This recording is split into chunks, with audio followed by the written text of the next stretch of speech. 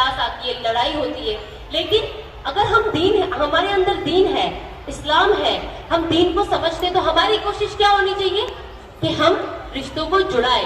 देखो रमजान का मुबारक महीना आ रहा है, हम कोशिश करें अल्लाह सबसे पहले हमें आफियत के साथ रमजान के अंदर दाखिल करे, है ना। और जब हमें ये मौका मिले, हमें कोशिश करना है, सबसे पहले आप ये नियत कर लो कि मेरा जिसके भी जिस घर में, पड़ोस में, रिश्तेदार में, पहचान में, जहां मैं काम करती हूँ चाहे वहां क्यों ना हो, मैं वहां पे किसी से भी अगर मेरा रिश्ता खराब हो गया है, मैं उसे सुधार लूं। माफी मांगने से ना इंसान छोटा नहीं होता है। दुनिया ये बोलती है कि मैं सही हूं, मैं क्यों माफी मांगू।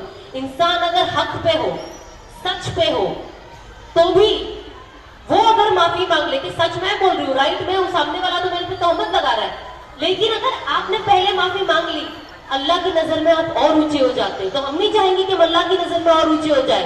तो हम कोशिश करेंगे रमजान के इस मुबारक महीना शुरू हो रहा है, तो हमारी पहले एक नियत होनी चाहिए। हम एक जर्नल बनाते हैं ना कि हमें क्या क्या करना है रमजान में। वो जर्नल में सिर्फ ये आता है समोसा खाना है, ये खाना है, वो खाना है, बस हमारी रमजान की तैयारी सिर्फ समोसे और भजियों तक ही है। शाम को क्या खाना है, ये तलना है, वो तलना है, बिरयानी खाएंगे, ये फ्रोज करके रख दो, वो फ्रोज करके रख दो। इबादतों की तो बात ही नहीं होती है। तो हमें कोशिश करना है कि रमजान के महीने में बेशक एक अल्लाह ने ये फीस्ट का माहौल रखा है कि हमें खाना भी अच्छा लगता है, घर वालों के साथ में बैठ के इफ्तार करो। इमेजिन कितनी अच्छी बात है ना कि हर एक मुसलमान रमजान में रोजा रखता है। अब वो बैठा है दस्तरखान के पास, भूख से, प्यास से तड़प रहा है, लेकिन जब तक आप अल्लाह अकबर नहीं सुनोगे, आपको कोई कहेगा ना मैं मार दूंगा, ये खा लो, तो भी आप नहीं खाओगे। कैसी शान है ना। उस वक्त हमें समझ में आता है कि हमारे अंदर उतना तवक्कुल है, उतनी मोहब्बत है, हम कुछ भी कर सकते हैं। सोचो आप भूख और प्यास में हो, हम जॉब पे भी जाते हैं, कितने लोग धूप में, कुछ लोग बच्चे संभालते हैं, टफ जॉब है।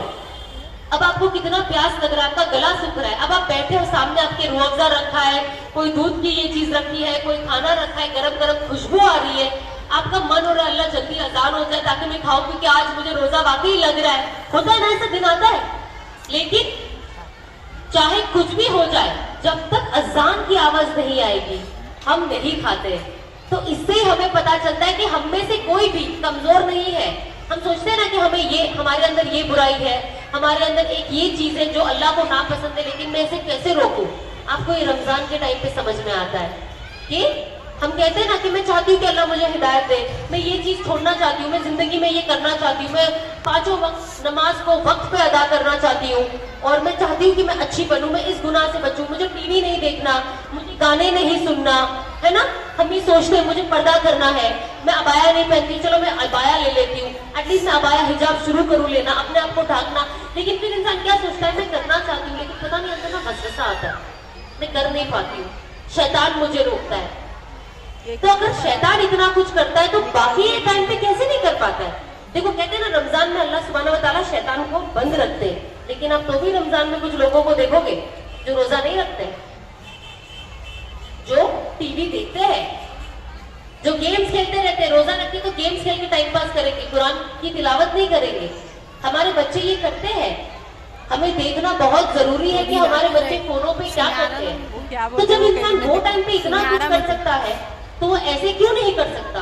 तो हम ये नियत करें कि रमजान जो ये साल अगर अल्लाह ने हमारे नसीब में ये रमजान रखा है, तो ये रमजान को ना अपने लिए सबसे बेहतरीन बनाए।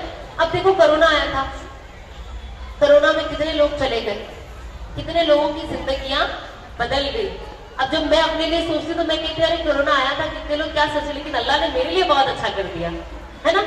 मुझे एक गुमराही के रास्ते से बचा के अल्लाह ने मेरा ट्रैक ना सीधा कर दिया। आपने देखा स्टेशन पे जब ट्रेन ज्वाइंट होती है तो पटरी कैसे ज्वाइंट हो जाती है एक साथ, तो अल्लाह ने ना बस वो वैसे मेरी ट्रेन जो वहां जा रही थी ना, वो पटरी ज्वाइंट होकर मुझे लगता है अल्लाह की तरफ जा रही है।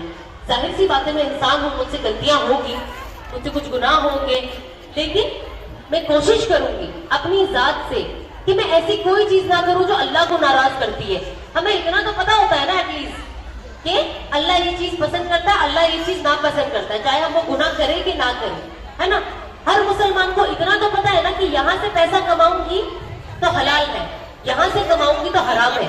ये सबकी पहचान हमारे अंदर है। चॉइस हमें करना है कि हम क्या चूज करना चाहते हैं। तो रमजान में हम कोशिश करें कि हम अपना जर्नल बना लें, जिसको जो भी तैयारी करनी है, फ्रोजन जो भी आइटम करना है करके फ्रिज में रख ले।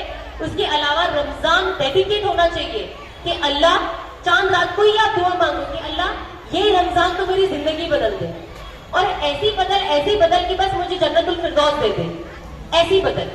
मेरे दिल को ना तू तेरे रास्ते पे नहीं किया, जो चीज तुझे राजी करती है, जो चीज तुझे पसंद करती है ना अल्लाह, तू मुझे वहां रख। मेरा दिल क्या पसंद करता है मुझे इससे फर्क नहीं पड़ता है।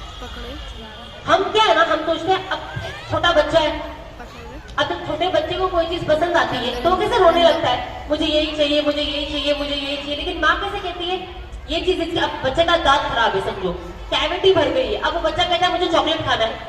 बच्चे को नहीं पता ना ये कैविटी है, चॉकलेट खाऊंगा तो और खराब होगी। लेकिन माँ को समझ है कि ये खाएगा मेरा बच्चा तो इससे नुकसान है, कैविटी है और खतरनाक दांत गिर जाएंगे। तो हम क्या करते हैं, नहीं ये तेरे लिए अच्छा नहीं है, तो क्या हम बुरे माँ हो गए? नहीं हुए ना। हम अपने बच्चे का ख्याल कर रहे हैं। उसी तरह से जब हम अल्लाह से कोई जिद लगाते हैं ना कि अल्लाह मुझे यही चाहिए, अब अल्लाह को पता है तुम्हारे लिए खैर नहीं है, तो अल्लाह सुब्हानहू व तआला वो आपको नहीं देते हैं। तो हमेशा अल्लाह से क्या दुआ करना चाहिए, अल्लाह मैं इस चीज की ख्वाहिश रखती हूँ, लेकिन अगर ये मेरे लिए खैर है तो तू मुझे दे दे, लेकिन अगर ये मेरे लिए फितना का कोई जड़ बने तो मुझे नहीं चाहिए। तो हम ना अल्लाह से ना दुआ करने के तरीके सीखे। ये सब तरीके मुझे भी नहीं आते थे। मैं सब बड़े बुजुर्गों के बयान देखकर, उनसे मिलकर, जब बातें होती है, मेरे शौहर से बातें करती हूँ, जब शाम को तालीम होती है, मैं सुनती हूँ। जो इंसान अपने कान देता है ना असल चीज में, उसे उसका फायदा होगा। अगर आप सब यहाँ बैठे, आपने ये तय कर लिया है कि मुझे सना क्या बोल रही है मुझे ध्यान से सुनना है, क्योंकि मैं यहाँ पे सिर्फ सना को देखने नहीं आई हूँ,